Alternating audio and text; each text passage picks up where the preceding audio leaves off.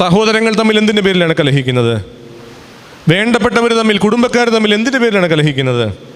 സ്ഥലത്തിൻ്റെ പേരിൽ, വസ്തുവിൻ്റെ പേരിൽ, സമ്പത്തിൻ്റെ പേരിൽ, സ്ഥാനമാനങ്ങളുടെ പേരിൽ.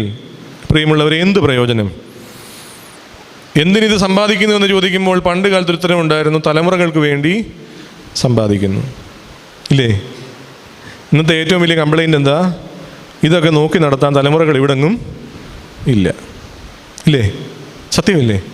എൻ്റെ പരിചയത്തിൽ ഈ ഒരു കഴിഞ്ഞ 2 മാസത്തെ കണക്കെടുത്ത ഒരു 10, 12, 15 പേരുടെ പേര് ഞാൻ പറയാം.